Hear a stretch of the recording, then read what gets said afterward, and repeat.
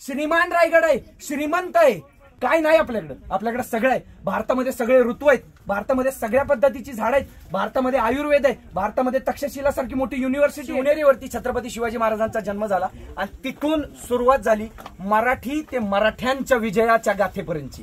आणि हिंदूंनी आजपर्यंत कधीही कुठल्या परकीय माणसांवरती आक्रमण केलेलं नाही, पण आपल्यावरती कोणी अटॅक केला तर त्याला मारल्याशिवाय राहत नाही, अशी मराठ्यांची आणि हिंदूची जात आहे.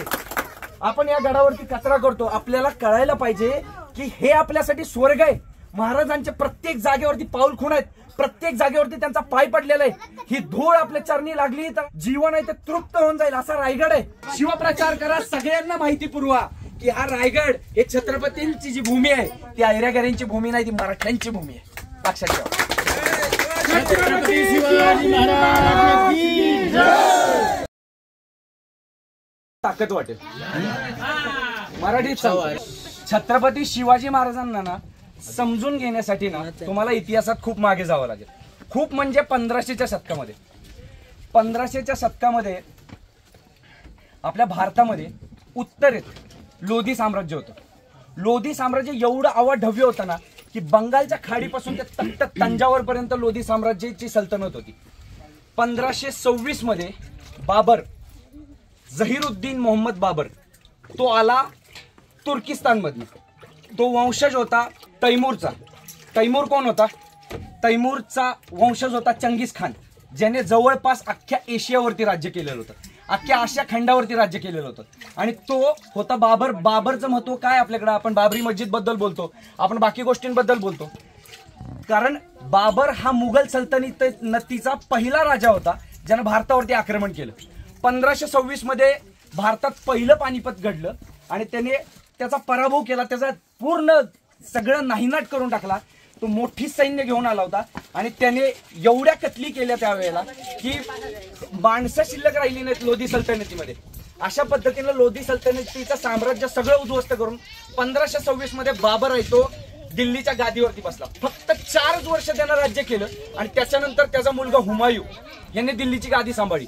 त्यानं 10 वर्ष राज्य केलं आणि 10 वर्षानंतर ती गादी परत आली अकबरकडे. हुमायूंचा मुलगा अकबर लहान होता त्यावेळेलाच त्याच्यावरती षडयंत्रकारी गोष्टी घडल्या.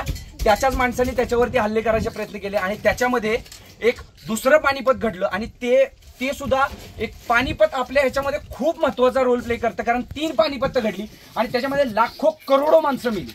दुसऱ्या पानिपतमध्ये अकबर आणि अकबरच्या विरोधात होता एक हिंदू राजा. त्या दोघांच्या मध्ये त्याचं नाव होतं हेमू. तोही खूप स्ट्रॉंग होता आणि त्या दोघांच्या मध्ये एक घमासान युद्ध झालं आणि त्याच्यामध्ये अकबरचा जो सेनापती होता तो फार स्ट्रॉंग होता. त्याने हेमूचा पराभव केला आणि दुसरं पानिपत सुद्धा आपल्या ताब्यात घेतलं. त्याने करून दिल्लीची सल्तनत इतकी मजबूत झाली होती की आज आपल्याकडे जी आर्मी आहे 14 लाखाची रिझर्व्ह फोर्सेस बरोबर आपली आर्मी आहे, इंडियन आर्मी, तेवढी आर्मी त्यांच्याकडे त्यावेळेला होती. म्हणजे विचार करा त्यांची केवढी मोठी ताकद होती.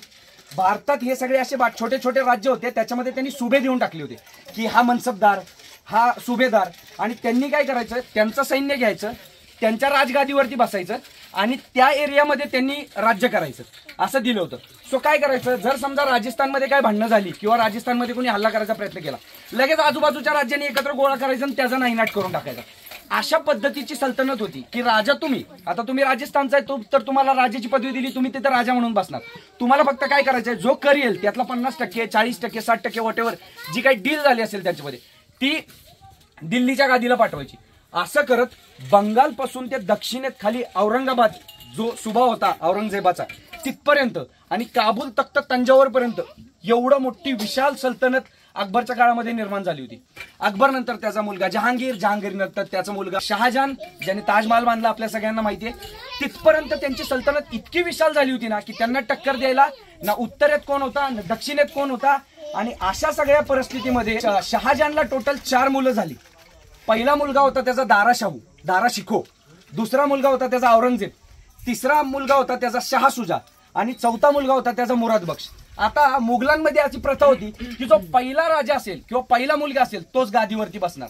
सो औरंगजेब हा फार चतुर आणि फार चाणाक्ष माणूस होता. त्यावेळेला तो काबूल तख्त तंजावरकडे त्याला पाठवलेलं होतं, कारण शहाजहानला माहिती आहे की हा आपल्यासाठी धोका बनू शकतो. जो मुराद बक्ष होता, त्याला तिकडे बंगालकडे पाठवलेला. शाह शुजा होता, त्याला कुठेतरी गुजरात आणि ह्या साईडला राजस्थानच्या साईडला त्याला पाठवलेला होता.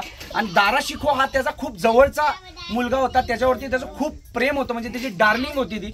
एवढं प्रेम होतं शहाजहानचं त्याच्यावरती, त्यामुळे त्याने त्याच्यात नेहमी ना त्याला आपल्या जवळ, पहिल्या मुलाला नेहमी आपल्या जवळ ठेवलं. पण औरंगजेबाला माहिती होतं की जर दारा शिकोह गादीवरती बसला तर तो आपल्या तिघांना म्हणजे तिन्ही भावांना मारून टाकणार. त्यांच्यात ती रीतच होती की पहिला मुलगा जो असेल तो गादीवरती बसणार आणि दुसरा ती कॅप्चर करू नये म्हणून त्यांची कत्तल करणार. त्यामुळे औरंगजेबाने बरोबर नीती अपनावली. त्याने राजस्थानच्या काही जी कोणी मेन मंडळी आहे त्यांना सगळ्यांना ताब्यात घेतलं आणि त्याच्यावरती हल्ला चढवला, त्याला पराभूत केला. आणि त्याच्यानंतर दारा शिकोह ज्या वेळेला काबूलकडे पळून गेला त्यावेळेला त्याने ते सैन्य पाठवलं त्याच्या मागे. त्यावेळेला मिर्झा राजे जयसिंग यांना त्याच्या मागे तिकडे पाठवलं, त्यांना पकडून आणलं, त्याची कत्तल केली, त्याच्या बायकोला आपली रखेल बनवली आणि त्याच्यानंतर त्यानं दिल्लीचा तख्ता आपल्या ताब्यात घेतलं. दिल्लीचं तख्ता इतकं स्ट्रॉंग होतं की दख्खनपर्यंत कोणी त्यांना आधीमध्ये लढण्यासाठी कोण माणूसच नव्हता. आणि त्यावेळेला दख्खनेमध्ये खाली होते टोटल 3 राज्य. पहिलं होती निजामशाही, जी महाराष्ट्राच्या खालच्या बाजूला कर्नाटक साईडला रूल करत होती आणि आंध्राच्या अलीकडच्या साईडला हैदराबाद साईडला रूल करत होती. दुसरी होती बिजापूरची आदिलशाही. निजामशाही, आदिलशाहीच्या खाली होती कुतुबशाही आणि कुतुबशाहीच्या खाली होती विजयनगरची हिंदू सल्तनत. तेवढी एकच सल्तनत अख्ख्या भारतापासून काबूल तख्त तंजावरपर्यंत तेवढी एकच सल्तनत राहिली होती. त्याच्यावरती पण वारंवार आक्रमण व्हायची निजामशाहची. असं करत करत ती ही सल्तनत एकदम छोट्या प्रमाणामध्ये खालच्या बाउंड्रीच्या कन्याकुमारीच्या बाउंड्रीवरती येऊन थांबली होती. अशा काळातच शहाजी राजे त्यांचं लग्न झालं जिजाऊ मातांच्या बरोबर आणि अवघ्या 7 वर्षांच्या जिजाऊ माता होत्या आणि त्यांच्याबरोबर त्यांचं लग्न झालं. आणि लग्न झाल्यानंतर पहिला मुलगा जो होता ते आपल्याला माहिती आहे मोठे संभाजी राजे होते. त्याच्यानंतर त्यांना टोटल 7 मुली झाल्या, 6-7 मुली झाल्या आणि त्याच्यानंतर सगळ्यात शेवटचे होते ते म्हणजे आपले छत्रपती शिवाजी महाराज. काळ होता 19 फेब्रुवारी 1630. यावेळी जुन्नरमध्ये एक किल्ला आहे शिवनेरी, शिवाजी महाराजांच्या नावाचा किल्ला आहे शिवनेरी. त्या शिवनेरीवरती छत्रपती शिवाजी महाराजांचा जन्म झाला आणि तिथून सुरुवात झाली मराठी ते मराठ्यांच्या विजयाच्या गाथेपर्यंतची. तिथून सुरुवात झाली आपल्या मराठ्यांची. याच्या आधी मराठा हा शब्दच भारताच्या इतिहासामध्ये नव्हता. सगळे मराठी माणसं होती, कोणीही त्यातला योद्धा नव्हता, कोणीही त्यातला काही नव्हता. सगळी जण कोण कुंभार होता, कोण काय होता, 18 पगड जाती, 12 बलुतेदार, हे सगळे असेच आपापलं कामं करायची आणि जे शासन करतील त्यांच्या जीवावरती त्यांना कर द्यायचे, त्यांना टॅक्स द्यायचे आणि आपले निवांतपणे जगत होते. पण जिजाऊ आऊसाहेब फार हुशार होत्या आणि शहाजीराजांची पण इच्छा होती की आपलं स्वतःचं राज्य निर्माण असावं, ते स्वराज्य असावं आणि त्याच्यामध्ये भोलीभाली जी जनता आहे त्यांच्यावरती कुठल्याही पद्धतीचा अन्याय होणे, अत्याचार होणे, म्हणून त्यांनीच एक पद्धतीने छत्रपती शिवाजी महाराजांना निजामशाहीची जागीर देऊन त्यांनी शिवाजी महाराजांची सुरुवात करून दिली. त्याच्यानंतर जेव्हा शिवाजी महाराज हळूहळू मोठे होत गेले त्यावेळेला जिजामातांनी त्यांना रामायण, महाभारत असे मोठमोठे ग्रंथ, काव्य त्यांना ऐकवून त्यांच्यामध्ये धर्म परिवर्तन केलं आणि त्यांना हिंदू ह्या शब्दाची किंमत माहिती करून दिली. आणि हिंदूंनी आजपर्यंत कधीही कुठल्या परकीय माणसांवरती आक्रमण केलेलं नाही. इव्हन तीच प्रथा पडत आलेली आजही आपली भारताची जी आर्मी आहे, नेव्ही आहे, एअरफोर्स आहे, आपण कधीच पहिलं कोणावरती अटॅक करत नाही, पण आपल्यावरती कोणी अटॅक केला तर त्याला मारल्याशिवाय राहत नाही, अशी मराठ्यांची आणि हिंदूची जात आहे. लक्षात ठेवण्यासारखी आहे. आपण कोण आहोत, आपण कुठून आलो आहोत, या सगळ्यांनी आपण विचार केला पाहिजे. आपण या गडावरती कचरा करतो, आपल्याला कळायला पाहिजे की हे आपल्यासाठी स्वर्ग आहे. महाराजांच्या प्रत्येक जागेवरती पाऊल खूण आहेत, प्रत्येक जागेवरती त्यांचा पाय पडलेला आहे. ही धूळ आपल्या चरणी लागली तर आपलं स्वराज्य म्हणजे आपलं जीवन आहे ते तृप्त होऊन जाईल. असा रायगड आहे, श्रीमान रायगड आहे, श्रीमंत आहे. काय नाही आपल्याकडे सगळं आहे. भारतामध्ये सगळे ऋतू आहेत, भारतामध्ये सगळ्या पद्धतीची झाड आहेत, भारतामध्ये आयुर्वेद आहे, भारतामध्ये तक्षशिला सारखी मोठी युनिव्हर्सिटी आहे. वरती गेला तर बर्फ आहे, खालती गेला तर तुम्हाला सगळ्या खाड्या वगैरे आहेत. तुम्ही बंगालच्या साईडला गेला तर तुम्हाला पाण्याचं जमीन मिळते, खाड्या मिळतात. गुजरात साईडला गेला तर कच्छ रण, त्याच्यानंतर तुम्हाला राजस्थानमध्ये वाळवंट मिळतं. भारत ही एकमेव धरती आहे जी सर्व गुण संपन्न आणि समृद्ध आहे. अख्ख्या जगामध्ये तुम्ही कुठेही जा, भारतासारखा भारत कुठेच मिळणार नाही तुम्हाला.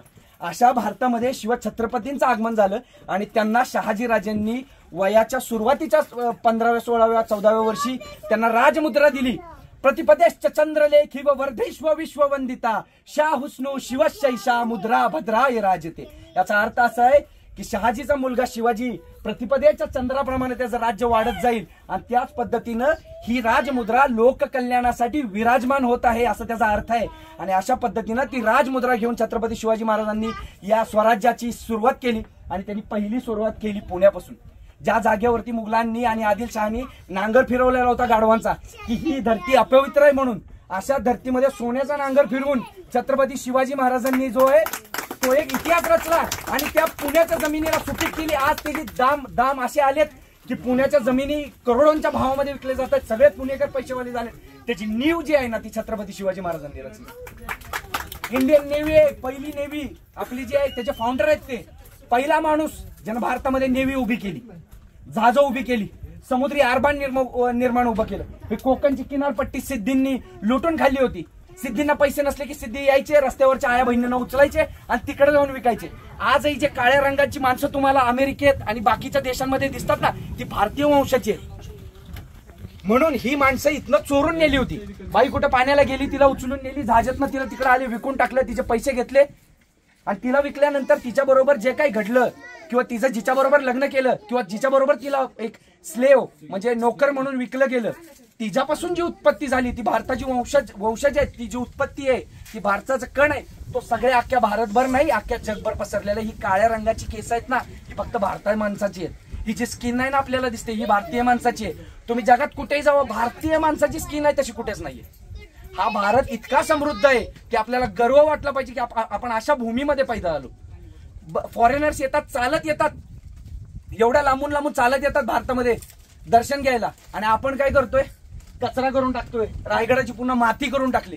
अरे लाजा वाटू द्या जरा, कचरे घेऊन येता तुम्ही लोक लांब लांबून आणि सगळे कचरे इथं आणून टाकता। अरे घेऊन जावा ना बॅगेत ना, कचरा कोणता ठेवा ना त्याच्यामध्ये।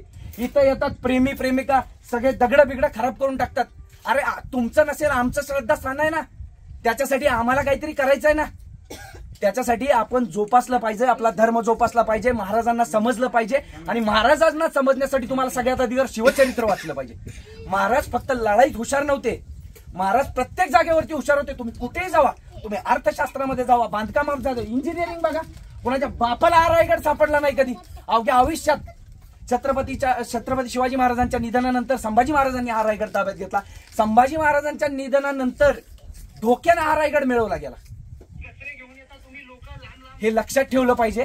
माहिती देईल एवढी कमी आहे, मी सांगेल इतकं सगळं कमी आहे। मी फक्त एकच सांगेन की या गडांची शोभा आहे ना ती प्लीज राखा सगळ्यांनी यार।